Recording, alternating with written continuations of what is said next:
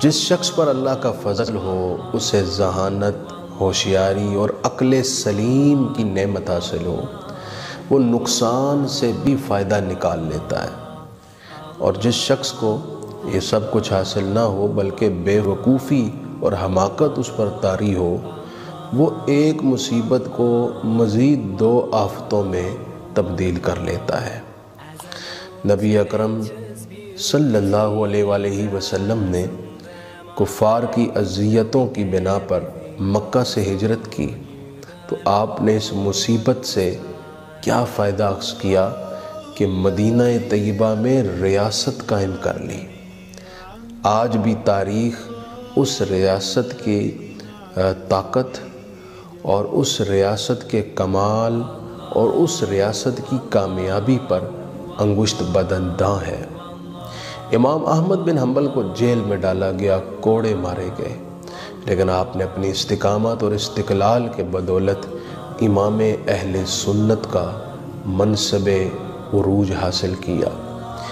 حضرت امام سرخسی رحمہ اللہ جو شمس الائمہ ہے، ان کو اندھے کنویں کی سزا دی گئی، مدتوں وہ کنویں کے اندر رہے، لیکن مصیبت کی اس گھڑی میں انہوں نے کیا فائدہ اٹھایا؟ ان کے طلباء اور شاگرد ان سے پڑھنے کے لیے کنویں پر آتے، وہ کنویں کے اندر سے انہیں پڑھاتے۔ ان کی خواہش تھی کہ امام حاکم شہید کی کتاب الکافی کی میں شرح املا کرواؤں، تو انہوں نے وہ کتاب لکھوائی اور 30 ضخیم جلدوں میں وہ کتاب تیار ہوئی جس کا نام المبسوط ہے۔ فقہ حنفی کا مستند ترین ماخذ اور اہم ترین کتاب ہے جسے المبسوط کہا جاتا ہے۔ اسی طرح آپ تاریخ دیکھتے چلیے، آپ کو نظر آئے گا کہ کیسے اہل علم نے نقصان سے فائدے اخذ کیے۔ امام ابن اسیر کو گھر میں قید کر دیا گیا تو انہوں نے کتاب النہایہ اور جامع الاصول کتابیں ترتیب دیں، اور یہ علم حدیث میں مفید ترین کتابوں میں شمار ہوتی ہیں۔ مالک ابن الریب کو بخار نے آ لیا اور یہی بیماری ان کی موت کا باعث بنی، لیکن انہوں نے اس پر ایک زبردست قصیدہ لکھا جو عباسی شعراء کے بڑے بڑے دیوانوں کے برابر سمجھا جاتا ہے۔ ابو ذؤیب الحضلی بہت بڑے شاعر عرب کے، ان کے 10 بیٹے طاعون کے مرض کی وجہ سے ایک ہی سال کے اندر یکے بعد دیگرے فوت ہو گئے، بہت بڑا صدمہ آ لیا۔ تو ابو ذؤیب الحضلی نے اس پر ایک زبردست مرثیہ لکھا جس پر عرب ناز کرتے ہیں، اور زمانہ اس مرثیے کی فصاحت، بلاغت اور اس کے اندر جو معانی کی دقت ہے اس پر آج تک حیران ہے۔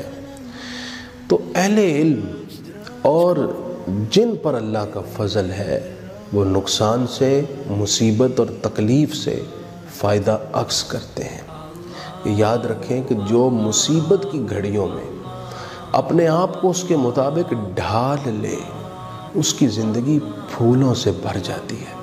قرآن کہتا ہے عَسَىٰ أَن تَكْرَهُوا شَيْئًا فَهُوَ خَيْرٌ لَكُمْ، قریب ہے تمہیں ایک شے ناگوار گزرے لیکن وہ تمہارے لیے خیر ہو، بہتر ہو، بھلی ہو۔ ہمیں جو اللہ تعالیٰ کی طرف سے مصیبت آتی ہے، ہم اس کے خیر اور شر کو اس انداز سے نہیں سمجھ سکتے جو قدرت نے ہمارے لیے فیصلہ کر رکھا ہوتا ہے۔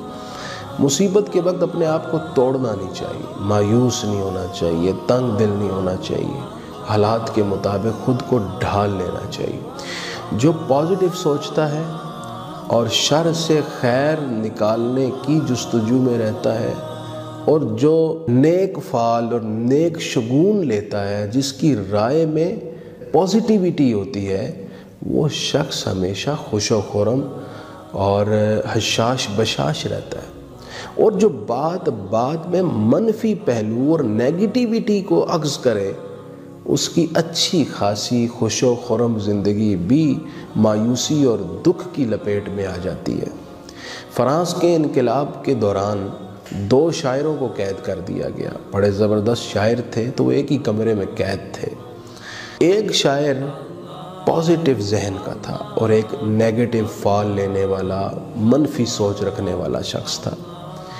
رات کے وقت کھڑکی کھولی انہوں نے تو ایک جو شخص پازیٹیو سوچتا تھا اس نے آسمان کے تاروں کو دیکھا تو خوش ہونے لگ پڑا کہ آسمان پر یہ تارے خوبصورت چمک رہے ہیں، اور یہ روشنی اس بات کی علامت ہے کہ اندھیرے سے روشنی نکلتی ہے، امید ہے کہ ہم بھی اس مصیبت سے نکل جائیں گے۔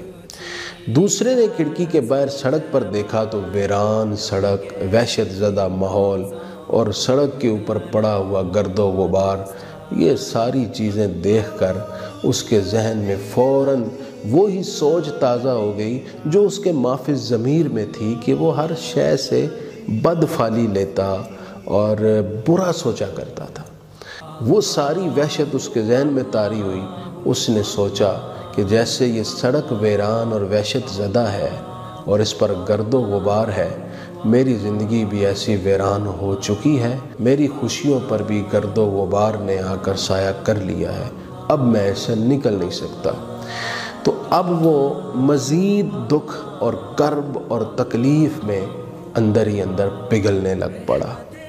خوش رہنا ہے تو شر سے خیر کا راستہ نکالنے کے لیے اپنی سوچ کو پیدا کریں، شر سے خیر کی طرف بڑھنے کے لیے اقدامات کریں، نیک فعل لیں۔ میں مانتا ہوں کرونا وائرس کے بڑھتے رجحان اور تشویشناک صورتحال سے ہم سب پریشان ہیں، لیکن تکلیف کی ان گھڑیوں میں سوچئے کہ اللہ کریم نے آپ کی زندگی سلامت رکھی ہوئی ہے، آپ اپنے گھر میں محفوظ ہیں، اپنے بچوں کے ساتھ ہیں، اللہ نے آپ کو صحت بھی دی ہوئی ہے، نعمتیں بھی دی ہوئی ہیں، ان سب کا فائدہ اٹھائیں، اللہ تعالیٰ کی طرف رجوع بھی کریں، بچوں کی اچھی تربیت بھی کریں اور وقت کو خوشی کے ساتھ احتیاط کے دائرے میں بسر کیجیے۔ اللہ پاک ہمیں شکر کی اور اپنے نعمتوں کی قدر کی توفیق عطا فرمائے۔ حسبي ربي جل الله ما في قلبي